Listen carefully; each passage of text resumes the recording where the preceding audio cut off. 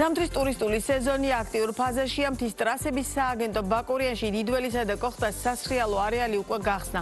ჩაერთო საბაგიროების დიდველზე. მიტარბის სასრიალო არეალზე კი მიმდინარეობს ხელოვნური გათოვლიანების სამუშაოები. როგორია სამზადისი ზამთრის ტურისტული სეზონისთვის იმ ფონზე, როცა საქართველო ფრირაიდის მსოფლიო ტურის სამასპინძლოდ ემზადება და ქვეყანა მსოფლიო რუკაზე თავის დამკვიდრებას ცდილობს.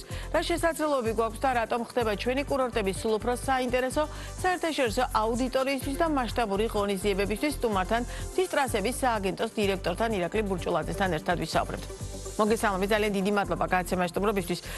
ეს ის შემთხვევა, როცა თავამაც შემიძლია ვთქვა, რომ დღევანდელ თქვენ სტუმრობას განსაკუთრებული ინტერესი აქვს, მათ შორის ამ ტელევიზიის თანამშრომლობის მხრიდანაც იმ მარტივ მიზეზის გამო, რომ ყველას აინტერესებს, როგორი იქნება წელს-ზამთრის სეზონი, რამდენად მოწესრიგებულია თვითონ ტრასები, საბაგიროები და ასე შემდგომ. ამიტომ მარტივად რომ ავუხსნათ ყველას ზამთრის კურორტების მოყვარულებს, მე ჩამოვთვალე დაახლოებით სად რა გაიხსნა ამ წუთის მონაცემებით, რამდენად მზად ხართ აი ამ პროცესისთვის, სად რა სურათი გვაქვს და სად ფიქრობთ, რომ სიტუაცია კიდევ უფრო მეტად გასაუმჯობესებელი გაქვთ. დიდი მადლობა პირველ რიგში მოწვევისთვის, მივესალმები მაყურებლებს. ჩვენ ბაკურიანის გარკვეული არეალები გავხსენით, როგორც არის კოხტას ქვედა პლატო და დიდველის გარკვეული საბაგიროების შესაბამისი ტრასებით. 27 დეკემბერს დაანონსებული არის სხვა ყველა კურორტის გახსნა, თუმცა ხაზგასმით მინდა აღვნიშნო ის, რომ ამ ეტაპზე რთულია იმის თქმა, რომ გაიხსნება ტრასებიც, უბრალოდ საბაგიროები ჩაერთვება ვიზიტორებისთვის. შესაბამისად ჩვენ მაქსიმალურად ვცდილობთ თუნდაც გათოვლიანების, ხელოვნური გათოვლიანების სისტემით, ასევე მოლოდინები მაღალი არის თოვლის მოსვლის კუთხით, რომ ყველა ტრასა, მაქსიმალური ტრასები უფრო სწორედ დავახვედროთ ვიზიტორებს, რომ ახალი წლის პერიოდში და შემდგომში შეძლონ ცრიალი. და მტკივნეულ ნაწილს შეეხეთ, რამდენად რთულია ასე დროს, როდესაც ამინდის ცვალებადობის პირობებში და ზამთრისთვის შესაბამისი ამინდი, ამ შემთხვევაში თოვლი არ არის ზამთრის კურორტებზე, აი ამის გათვალისწინებით დაგეგმვა, თუნდაც იგივე ტრასების გახსნასთან მიმართებაში და რადგან ახსენეთ, რომ შესაძლოა ჩაირთვას საბაგიროები, მაგრამ არ იყოს გახსნილი ტრასები, ეს თავიდან ბოლომდე ამინდია დამოკიდებული, ან პირობითად მაგალითად გაიხსნება რომელიმე ტრასის ნაწილი, თუ დაუშვათ ყველა ტრასა ერთად უნდა გაიხსნას. ამ შემთხვევაში პირობითად გუდაურს გულისხმობ თუნდაც. ამინდის პროგნოზირება, რა თქმა უნდა, ძალიან რთული არის, სინოპტიკოსებსაც კი უჭირთ ზუსტად ათვალონ ის ნალექი და ტემპერატურა რა არის მოსალოდნელი მომდევნო დღეებში, 1-2 დღით თუ ვაკეთებთ გათვლებს და შესაბამისად ამის მიხედვით შეიძლება დავიგეგმოთ, მობილიზაცია გავაკეთოთ. ძალიან დიდ როლს თამაშობს ხელოვნური გათოვლიანების სისტემა. ქვეყანამ რამოდენიმე წლის განმავლობაში საკმაოდ დიდი ინვესტიცია გააკეთა, ინტენსიურად გააკეთა ინვესტიციები იმისთვის, რომ ინფრასტრუქტურა მოეწყო ხელოვნური გათოვლიანების კუთხით, ეს იყო ტბები, თვითონ ხელოვნური გათოვლიანების უშუალოდ სისტემები და შემდგომშიც ანუ საკმაოდ დიდი პოტენციური მოლოდინებია იმისთვის, რომ ანუ გააგრძელებს ამაში ინვესტირებას და ფაქტობრივად აითვისებს კურორტებს, აითვისებს ძალიან ბევრ ტრასებს, ამ მიმართულებით ძალიან ბევრი გეგმები არის. ჩვენ გვანახა ზუსტად თუნდაც ლევანდელმა გამოცდილებამ, წინა წლების გამოცდილებამ თუ რამდენად მნიშვნელოვანი არის ხელოვნური გათოვლიანების სისტემები, იმიტომ რომ ფაქტობრივად არაპროგნოზირებადი არის და ბოლო რამოდენიმე წლის დიდ გამოწვევად რჩება ის, რომ ანუ კლიმატი არასტაბილურია. კი ბატონო, ხელოვნური გათოვლიანების არსებული სისტემები რის საშუალებას გაძლევთ ამ მოცემულობით დაუშვათ რამდენად საინტერესო იქნება კვლავაც სრიალის მოყვარულებისთვის და რეალურად ამ მიმართულებით, ზამთრის ტურიზმის მიმართულებით ამ ნაწილით ეს მიმართულება სწორედ საინტერესო იმის გათვალისწინებით არის, რომ დაუშვათ სრიალი საშუალება აქვთ და მსვენებლებს. სწორედ ამიტომ ვკითხულობთ.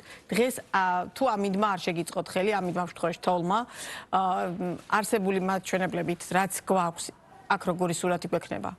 ამინდი ასევე მნიშვნელოვანი არის ხელოვნური გათოვლიანების სისტემის ფუნქციონირებისთვის, იმიტომ რომ თუ ტემპერატურა არ იქნა და ეს არის დაბალი ტემპერატურა, შესაბამისად ხელოვნური გათოვლიანების სისტემა ფიზიკურად ვერ იმუშავებს, ამიტომ ჩვენ გვჭირდება დაბალი ყინვები იმისთვის, რომ მივახციოთ იმ შედეგებს, რაც გვაქვს დაგეგმილი ტრასების გათოვლიანების და დაფარვის კუთხით. ბაკურიანში საკმაოდ დიდი შედეგი გამოიღო და ამას ხედავთ უკვე მესამე სეზონია. ჩვენ პირველად ბაკურიანის მსოფლიო ჩემპიონატი ჩავატარეთ ხელოვნურ გათვალიანების ანუ ასე ვთქვათ ხელოვნურ თოვლზე შესაბამისად მას შემდეგ სეზონები იყო იდეალური, იმიტომ რომ თუნდაც ბუნებრივი თოვლის ნაკლებობის ხარჯზე ჩვენ მაინც შევძელით და ხელოვნურად გავათოვლიანეთ და ეს ყველასთვის კომფორტი არის რა აბსოლუტურად, იმიტომ რომ სეზონი გაქვს, სეზონი მიმდინარეობს იმის მიუხედავად, რომ ბუნებრივი თოვლი არ მოდის. კი ბატონო, რაც შეეხება თვითონ საბაგიროების მდგომარეობას უსაფრთხოების ნაწილში, აქ როგორი სურათი გვაქვს წინასწარ მოწმდება, შემოწმდა და ამ ნაწილში რას უნდა ელოდეს დაუშვათ დამსვენებელი? საბაგიროების კუთხით ყოველთვის სეზონის, როდესაც სეზონი მთავრდება, ზამთრის სეზონი ან ზაფხულის სეზონი, ჩვენ ციკლურად გვაქვს ის ნაწილი, რომ ანუ საბაგიროების ინსპექტირება მოხდეს, გეგმიური ინსპექტირება მოხდეს, შესაბამისად გეგმიური და არაგეგმიური სარემონტო სამუშაოები მოხდეს, ამის შემდეგ გადატრეინინგდეს ზუსტად ჩვენი თანამშრომლები, ტექნიკური თანამშრომლები, ოპერატორები, ის ვინც საბაგიროს მართავს უშუალოდ და ჩვენ ამისთვის წლიდან წლამდე საკმაოდ ძალისხმევას დევს ჩვენი გუნდი მაქსიმალურს აკეთებს, რომ ეფექტურად შეძლონ და ყველანაირი უსაფრთხოების ნორმის დაცვის შეძლო საბაგირო ფუნქციონირება. კი ბატონო, თვითონ ზამთრის კურორტები, საქართველოში არსებული ზამთრის კურორტები, ბაკურიანი, გუდაური, გოდერძი, რა ზია გათვლილი, ვის ზია გათვლილი უფრო ზუსტად, ასე ვიკითხავ და რამდენად გაქვთ მოლოდინი, რომ წელსაც ის აქტიურად იქნება დატვირთული და რომელ კურორტს რა რეალური პერსპექტივა აქვს, მათ შორის უცხოელი ვიზიტორების მხრიდანაც? დიახ, შემიძლია აღვნიშნო, რომ ჩვენი კურორტები საკმაოდ დივერსიფიცირებული არის თავის სეგმენტის კუთხით. აბსოლუტურად სხვადასხვა ინტერესები არის კურორტებზე. მაგალითად, ბაკურიანი არის ბევრად უფრო ოჯახური ტურიზმის ტიპზე გათვლილი კურორტი. გოდერძი და სვანეთი არის შერეული, მესტია. უფრო სათავგადასავლო ტურიზმი არის, უფრო მეტად მოწოდების სიმაღლეზე, ასე ვთქვათ, სვანეთის მიმართულებით, უფრო მეტი გაუკვალავი თოვლი არის სვანეთის მიმართულებით და ასე შემდეგ და უცხოელების, ასე ვთქვათ, პროპორციაც სხვადასხვა არის კურორტების მიხედვით. გუდაურში უფრო მეტად ჭარბი არის, ცნობადობა გუდაურის მიმართულებით უფრო მეტი არის საერთაშორისო ასპარეზზე და ასე შემდეგ. ბაკურიანში წელს პირველად ჩაერთო პანორამა ფუნიკულიორი. რას ცვლის ეს თავად ბაკურიანისთვის, როგორც კურორტისთვის და რამდენად ფიქრობთ, რომ დაუშვათ ეს კიდევ უფრო გაზრდის ინტერესს დამსვენებლების მხრიდან? საკმაოდ კარგი ატრაქციაა, მე ვიტყოდი, მიმზიდველი არის ჩვენი ტურისტებისთვის, იმიტომ რომ დაახლოებით 2700 მეტრზე აქვს შესაძლებლობა, რომ ვიზიტორებს ავიდნენ, დატყვნენ შესანიშნავი ხედები 360 გრადუსით და მე ვფიქრობ, რომ მოთხოვნა საკმაოდ დიდი იქნება, გასულ წლებში იყო ამასთან დაკავშირებით მოთხოვნა, თუმცა რამოდენიმე წელი არ ოპერირებდა და წელს პირველად ზამთარში შევხვდებით პანორამა. ანუ ეს ერთგვარი სიახლე იქნება ბაკურიანის მიმართულებით. კი ბატონო. თვითონ რეალურად ეს 4-ვე კურორტი რამდენად გამართულია ინფრასტრუქტურული თვალსაზრისით, ბუნებრივი ახლა გზების ნაწილს თქვენ არ ხართ პასუხისმგებელი უწყება, თუმცა იმისთვის რომ პირობითად გორძემდე მოვიდე, მარტი მოსასვლელი ყოველ შემთხვევაში ამ დრომდე არ იყო, ახლა არ ვიცი ბოლო რამდენიმე თვეში რა შეიცვალა. აი ამის გათვალისწინებით ვკითხულობ, თვითონ ინფრასტრუქტურა, მისასვლელი კურორტებამდე მისასვლელი გზები რამდენად გიწყობთ ხელს, რომ მაქსიმალური დატვირთვით იმუშაოს კურორტებმა? ბატონო, სწორედ გოდერძი ახსენე და გოდერძიზე ფაქტობრივად რეაბილიტირებული არის გზა და დამსვენებელს შესაძლებლობა აქვს სხვადასხვა მიმართულებით ამინდის მიხედვით როგორ იქნება შეუძლიათ გადაადგილება და მარტივად მოხვდნენ გოდერძიზე. შიდა გზები, აბსოლუტურად ეს ინფრასტრუქტურა ძირითად კურორტებზე, რა თქმა უნდა, ძირითად გზები და კურორტების მიხედვით გამართული არის, თუმცა გამოწვევები რჩება, ამაზე შესაბამისად მუშაობენ შესაბამისი უწყებები და წელს მინდა ვთქვა, რომ აი გუდაურის მიმართულებით შიდა გზები საკმაოდ გამართული არის, კი, რა თქმა უნდა, გამოწვევები რჩება და ეს ერთ წელიწადში არ შეიძლება ამის აღმოფხვრა, ეს გარკვეულ ჩართულობას მოითხოვს წლების განმავლობაში და რა თქმა უნდა ბევრი ნაბიჯი გადაიდგა ამისთვის და კიდე მომავალშიც გადაიდგა. იმის გათვალისწინებით რომ მე ერთ-ერთი ის ადამიანი ვარ ვინც აი ამ მიმართულებას განსაკუთრებით როდესაც ფრირაიდებს და სხვადასხვა სპორტული ღონისძიებების მასპინძლობა ვითავეთ მთელი ამ პროცესის განმავლობაში მოამბე რეგიონებთან ერთად მათ შორის ბიზნეს პარტნიორები ძალიან აქტიურად ვაშუქებდით და შესაბამისად მეტ-ნაკლებად ამ პროცესს მივყვებოდით. აი ამ გადმოსახედიდან მით უმეტეს ახალი შეჯიბრია დაგეგმილი და მე შესავალში ვახსენე უკვე მაყურებლისთვის რა უნდა ვუმასპინძლოთ.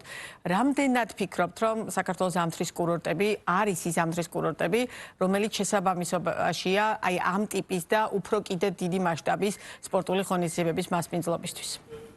საქართველოს წლების განმავლობაში არაერთი ნაბიჯი გადადგა რომ საკმაოდ დიდი ღონისძიების მასპინძელი ქვეყანა ყოფილიყო. შესაბამისად ფრირაიდის მსოფლიო ტური ერთ-ერთი ამ ოჯახის წევრი არის, რომელიც თვითონ იგულისხმება საკმაოდ დიდი ღონისძიება არის. ჩვენ მესამე სერიას ვატარებთ 2026 წლის 28 თებერვალს გაიმართება. მინდა აღვნიშნო, რომ ეს არის ამინდის ფანჯარა და ერთ-ერთ ყველაზე საუკეთესო დღეს გაიმართება ეს დიდი ღონისძიება. თვითონ რაც შეეხება ფრირაიდს World Tours, ასევე მსოფლიო ტურს, ასევე ხაზი მინდა გაუსვა იმ ნაწილს, რომ ეს არის გაუკვალო თოლში სრიალი და მსოფლიოს წამყვანი ათლეტები, რაიდერები ჩართულები არიან. დაახლოებით 54 სპორტსმენი მოღვაწეობს საუკეთესო მსოფლიო მასშტაბით და წარმოდგენილები იქნებიან წელს კონკრეტულად სვანეთში, თეთრმუდის არეალში. თვითონ მათი მოლოდინები როგორია და დაუშვათ რატომ შეარჩიეს პირობითად ამ შემთხვევაში საქართველო და სვანეთი, ანუ წინა გამოცდილება საკმაოდ დადებითი იყო? წინა 2 წლის გამოცდილება საკმაოდ დადებითი არის და პოზიტიური. ჩვენ პირველი ნაბიჯები 2024 წელს გადავდგით. მინდა ვთქვა, რომ ასევე ერთი წელი არის დარჩენილი, ანუ ჯამში 4 წლიანი კონტრაქტი გვაქვს ფრირაიდის მსოფლიო ტურთან და ვფიქრობ, რომ მზაობა საერთაშორისო დელეგატების და ორგანიზატორების მხრიდან საკმაოდ მაღალია, რომ მუდმივად გაგრძელდეს აღნიშნული ჩემპიონატი. კი ბატონო, პოპულარიზაცია ამ კურორტების რას ვაკეთებთ ამ ნაწილში? მთლიანობაში ყველა კურორტზე მაქვს საუბარი და რამდენად რა ტიპის გამოწვევებია, რომელთა გადაჭრასაც ამ შემთხვევაში თქვენ როგორც ის კურორტების აგენტოს ხელმძღვანელი ისურვებდით, რომ რეალურად კიდევ უფრო მეტი პოტენციალი მივცეთ ზამთრის კურორტებს, იმიტომ რომ მიუხედავად ამბიციისა, რომ ვიყოთ 4 სეზონის ქვეყანა, ჯერ ჩვენ მაინც ტურისტული თვალსაზრისით უფრო ზაფხულზე გვაქვს ხოლმე აქცენტი ძირითადად. აი, რამდენად გვაქვს რეალურად ამ ნაწილში პოტენციალი? პოტენციალი საკმაოდ დიდი არის, სწორედ ანუ ამის მაგალითი არის ის, რომ წლების განმავლობაში იზრდება ანუ ტურისტული ნაკადების რაოდენობა ზამთრის სეზონზე. ჩვენ დინამიკაში ვუყურებთ, რომ მზარდია, წინა წელს მაგალითად 20%-იანი ზრდა ჰქონდა გასულ წელთან შედარებით და ვიმედოვნებთ წელსაც გაუმჯობესდება ეს სტატისტიკა, იმის მიუხედავად, რომ თოვლი არ გვაქვს, ბუნებრივი თოვლი. მაინც ვფიქრობ, რომ სეზონი წარმატებულად ჩაივლის ამ კუთხით. კი ბატონო, და კიდევ ერთი აუცილებლად მინდა გითხოთ, საქართველოს წარმოდგენილია ის პლატფორმაზე, როგორც არის London Show. რატომ ჩათვალეთ, რომ ამ პლატფორმაზე წარმოდგენა იყო მნიშვნელოვანი და რა პერსპექტივას აძლევს ეს პლატფორმა საქართველოს ზამთრის ტურიზმის განვითარებას? ვფიქრობ, რომ ჩვენი მიმართულებით ერთ-ერთი საკმაოდ ისეთი წარმატებული პლატფორმაა, რომელმაც წლების განმავლობაში სახელი გაითქვა საერთაშორისო ასპარეზზე. ეს ტარდება ყოველწლიურად ლონდონში. ყოველწლიურად ვცდილობთ, რომ ბოლო რამოდენიმე წლის განმავლობაში წარმოდგენილები ვართ ნამდვილად. მე ვფიქრობ, რომ ის ზუსტად ტარგეტირებული აუდიენცია, რაც არის, ეს არის ბრიტანული სეგმენტი, რომელიც მსოფლიოსთვის, ასე ვთქვათ, ყველასთვის მისაღები არის, იმიტომ რომ საკმაოდ დაახლოებით ტურისტები არიან, დაახლოებით 2 მილიონი მოსრიალე ყავთ, თუ არ ვცდები ციფრებში.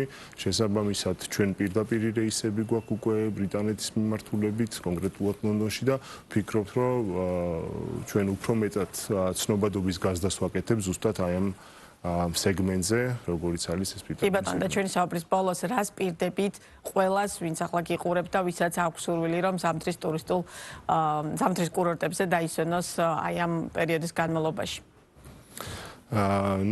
ფიქრობ, რომ საკმაოდ აქტიურად დაიწყება სეზონი იმის მერე, რაც თოვლი მოვა. ფიქრობ, რომ წარმატებული სეზონი იქნება, დაპირებით ძალიან რთულია გარკვეულად რაღაცე ნაწილში დაპირდეთ, თუმცა პირდებით იმას, რომ უსაფრთხო სეზონი იქნება, პირდებით იმას, რომ მაქსიმალურად კონტროლი იქნება მთებზე, თუმცა თვითონ ჩვენი ვიზიტორების და მოსრიალეების გაგებით უნდა მოეკიდონ, უნდა იცოდნენ ის წესები თუ როგორ მოიქცნენ მთაზე და ყველას უსურვებ წარმატებულ ზამთრის სეზონს და მაქსიმალურად უსაფრთხოს. ძალიან დიდი მადლობა საუბრისთვის. ირაკლი ბურჭულაძე იყო ბიზნეს პარტნიორის პირდაპირ ეთერის სტუმარი.